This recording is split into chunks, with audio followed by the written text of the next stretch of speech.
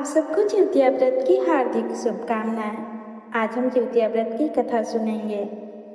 इस व्रत में भगवान गणेश, माता पार्वती और शिव जी की पूजा की जाती है।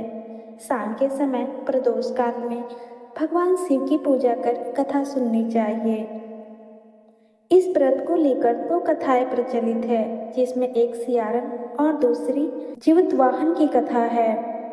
आइए हम कथा की शुरुआत करते हैं। गंधर्व के राजकुमार का नाम जीवितवाहन था। वे सभी के लिए परोपकार करते थे। जीवितवाहन के पिता ने जब उसको राजपाट सौंपा, लेकिन उनका मन राजपाट में नहीं लगता था। यही वजह थी कि वह राज्य का भार अपने भाइयों को देकर वन में पिता की सेवा करने चले गए। जीवितवाहन को मलयवती राजकन्या मिली। दोनों एक दूसरे से प्रेम करने लगे। एक दिन जब वन में भ्रमण करते हुए जीवितवाहन काफी आगे चले गए, तब उन्हें एक वृद्धा विलाप करते हुए मिली। उसने पूछा। वृद्धा ने रोते हुए बताया, मैं नागवंशी की स्त्री हूँ। मुझे एक ही पुत्र है। पक्षीराज गरुड़ के कोप से मुक्ति दिलाने के लिए नागों ने यह व्यवस्था की है कि वे गरुड़ को रोजाना भक्षण के लिए एक युवा नाग सौंपेंगे। आज मेरे पुत्र शंखचूर्ण की बलि के दिन है। आज मेरे पुत्र के जीवन पर संकट है और थोड़ी देर बाद ही मैं पुत्र विहीन हो जाऊंगी। एक स्त्री के लिए इससे बड़ा दुख क्या होगा कि उसने जीते जी ही उसका पुत्र न रहे। जीवितवाहन को यह सुनकर बड़ा ही दुख हुआ। उसने उस वृद्धा को आश्वासन करते हुए कहा, डरो मत, मैं तुम्हारे पुत्र के प्राणों की रक्षा करूंगा। आज उसके स्थान पर स्वयं मैं आपको उसके लाल कपड़े को ढककर विंध्यशिला पर लेटूंगा, ताकि गरुड़ मुझे खा जाए पर तुम्हारा पुत्र बच जाए। इतना कहकर जीवितवाहन ने शंखचूड़ के हाथ से लाल कपड़ा ले लिया और उसे लपेटकर गरुड़ के बलि देने के लिए चूड़ी गई विंध्यशिला पर लेट गए।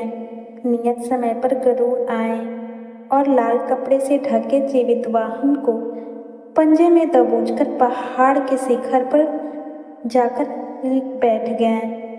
गरुड़ ने अपनी कठोर चोंच से जीवितवाहन पर प्रहार किया। जीवितवाहन के शरीर से मांस का बड़ा हिस्सा नोच लिया। इसकी पीड़ा से जीवितवाहन की आंखों में आंसू बह निकले। वह दर्द से कराहने लगे। अपने पंजे में जकड़े प्राणी की आंखों में से आंसू और मुंह से करा सुनकर गरुड़ बड़े ही आश्चर्य में पड़ गए, क्योंकि ऐसा पहले कभी नहीं हुआ था।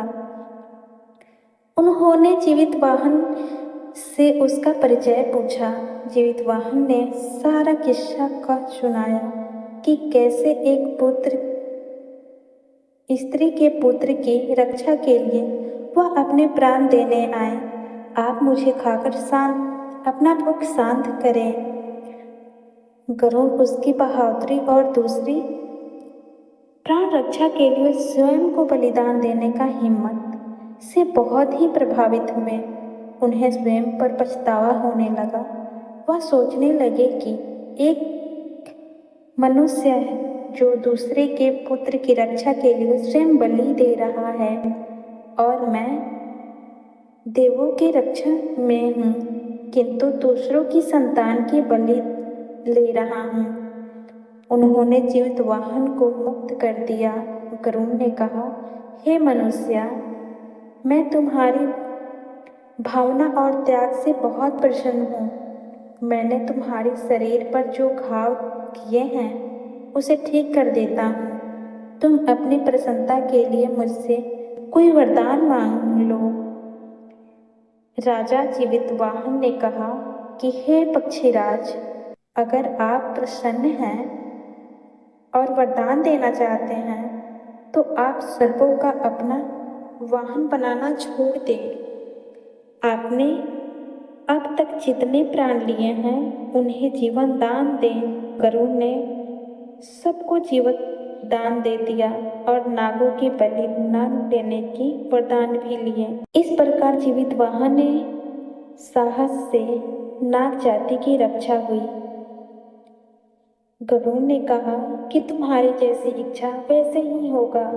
हे राजा, जो स्त्री तुम्हारे इस बलिदान की कथा सुनेगी, विधि पूर्वक व्रत का पालन करेगी, उसकी संतान मृत्यु के मुख से भी निकल जाएगी। तब से ही पुत्र की रक्षा के लिए हर साल भाद्रपद मास की अष्टमी पर जीवित वाहन की पूजा शुरू हो गई। यह कथा कैलाश पर्वत पर भगवान शंकर ने माता पार्वती को सुनाई थी।